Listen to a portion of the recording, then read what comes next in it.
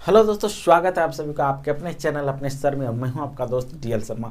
दोस्तों, आज का जो ये वीडियो है वो बहुत ही स्पेशल है। इसमें सीटेट का मैथ्स का जो क्वेश्चन है दोस्तों, प्रीवियस वाला, उसके क्वेश्चन को हम आपको बताएंगे। मानते हैं कि आप बना लेते हैं सीटेट मैथ्स का क्वेश्चन, लेकिन मैं जो बताऊंगा दोस्तों एकदम टेक्निक से बताऊंगा कोई भी क्वेश्चन को कि चंद सेकेंडों में कैसे सॉल्व करना रहता है।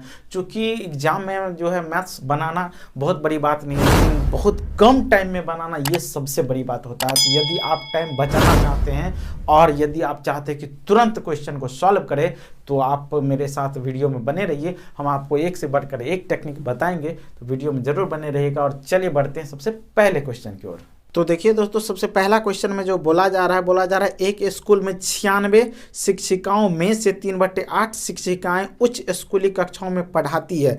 यदि उच्च स्कूली शिक्षिकाओं का 2/9 भाग गणित शिक्षिकाएं हैं, तो वह उच्च स्कूली शिक्षिकाएं जो गणित नहीं पढ़ाती है उनकी संख्या क्या है। ठीक है, आपको क्वेश्चन दिख रहा है बगल में। आप देखिए इस क्वेश्चन को कैसे सॉल्व करना रहता है।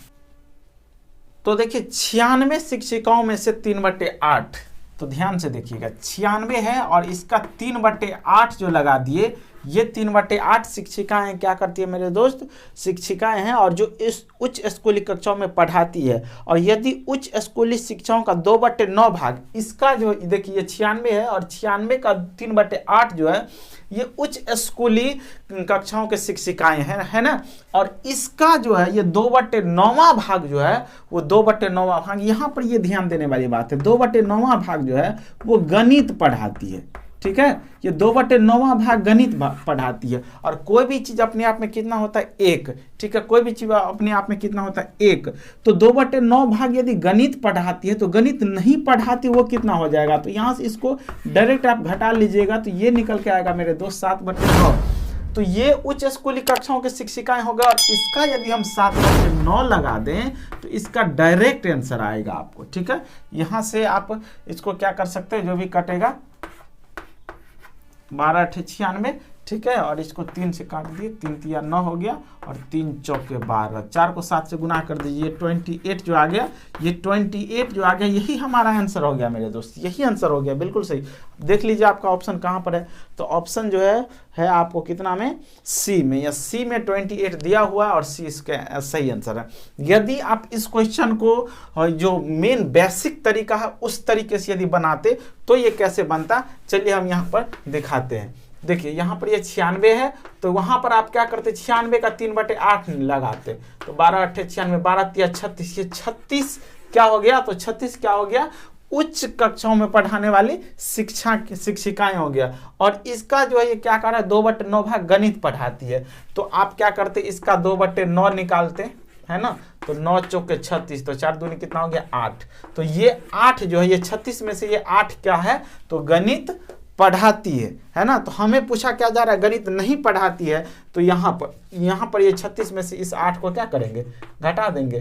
तो कितना आएगा, 28। लेकिन यदि आपको तरीका पता है तो एक ही बार में ये 96 हो गया और 3/8 इसमें लगा दिए। तो यहाँ तक जो ये उच्च स्कूली कक्षाओं में पढ़ाने वाली शिक्षिकाएं है और इसका 2/9 लगाते तो गणित पढ़ाने वाली आती। और यदि यहीं पर हम इसको 1 से घटा करके 7/9 लगा दिए तो ये जो आंसर आएगा इसका सॉल्व करके 28, ये डायरेक्ट आ जाएगा गणित नहीं पढ़ाने वाली शिक्षिकाओं की संख्या। ठीक है, तो ये कुछ टेक्निक होता है दोस्तों, ये फ्रैक्शन का ये टेक्निक है, फ्रैक्शन से लिया जाता है। तो बहुत सारे क्वेश्चन इस पर बनते हैं। उम्मीद करती हूँ कि इस क्वेश्चन को आप बहुत अच्छे ढंग से सीखे होंगे। सीख लिए हैं तो फटाफट चैनल को सब्सक्राइब करके बेल आइकन दबाइएगा। बढ़ते हैं अगले क्वेश्चन की ओर।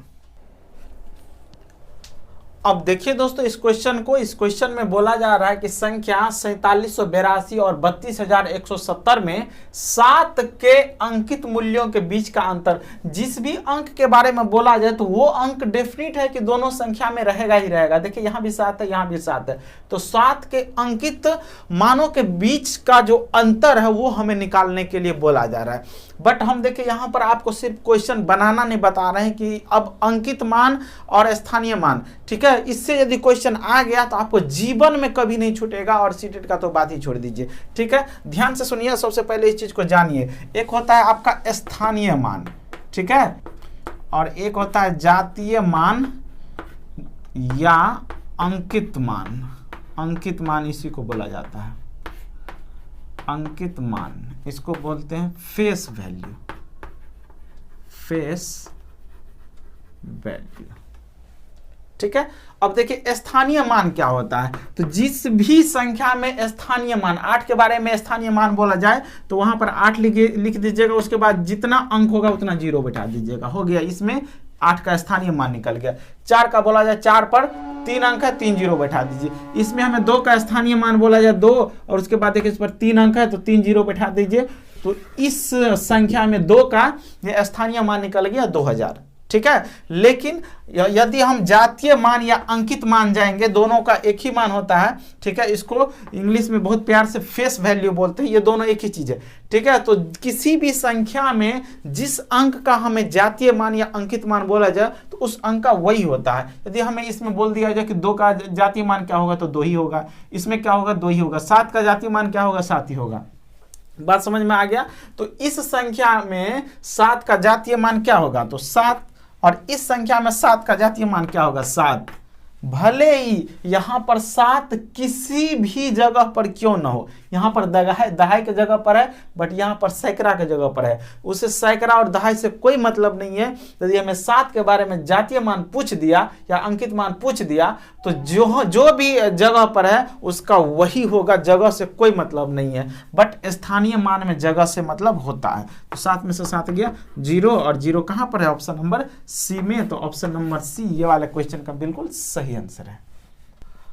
अब इस क्वेश्चन को बहुत ही ध्यान से देखिए दोस्तों। इस क्वेश्चन में बोला जा रहा है निम्नलिखित कथनों में से कौन सा पूर्ण संख्याओं के लिए सत्य नहीं है। पूर्ण संख्या, होल नंबर। ठीक है, होल नंबर के बारे में बोला जा रहा है। होल नंबर क्या होता है, जब प्राकृतिक संख्याओं के समूह में 0 को भी शामिल कर लिया जाता है। प्राकृतिक संख्या क्या होता है, 1 2 3 4 डॉट अनगिनत तक। ठीक है, और इसमें यदि 0 को भी शामिल कर लेंगे तो ये बन जाएगा पूर्ण संख्याओं का समूह। याद रहे, इसमें निगेटिव नहीं आता है। ठीक है, निगेटिव वाला नहीं आता है। ठीक है, ये तो सबसे पहले पूर्ण संख्या होता है। तो अब क्वेश्चन कर रहा है निम्नलिखित कथनों में से कौन सा पूर्ण संख्याओं के लिए सत्य नहीं है। अब देखिए बाबू रे, a प्लस बी और b प्लस ए, देखो 3 में 4 जोड़ें और बराबर 4 प्लस 3 करें तो जो इसका वैल्यू होगा वही इसका वैल्यू होगा, मतलब 7 बराबर 7 होता है। ये बिल्कुल सही है, तो ये वाला सत्य है और 7 पूर्ण संख्या होता है। अब यहाँ पर देखो a माइनस बी, तो यहाँ पर 3 माइनस 4 बराबर जो है 3, यहाँ पर क्या है a माइनस बी, तो यहाँ पर इसको मतलब a माइनस बी, यदि a इसको मान 3 माइनस 4 बराबर 4, तो यहाँ पर देखो ये माइनस 1 आ गया और यहाँ पर ये 1 आएगा। ये कभी बराबर होगा नहीं होगा। पूर्ण संख्याओं के लिए बोला जा रहा है और ये पूर्ण संख्या है भी नहीं। ठीक है, -1 पूर्ण संख्या है भी नहीं। तो अब हमें ऑप्शन मिल गया कि ऑप्शन बी जो है ये सही आंसर होगा, और ये नहीं है तो भी सही आंसर इसलिए हुआ कि ये क्वेश्चन जो है ये क्या है, तो निगेटिव है। बोला जा रहा है कौन सा सत्य नहीं है, इसीलिए तीसरा नंबर का जो क्वेश्चन है ये तीसरा नंबर का जो ऑप्शन है ये इस क्वेश्चन के लिए बिल्कुल अप्रोप्रिएट आंसर है।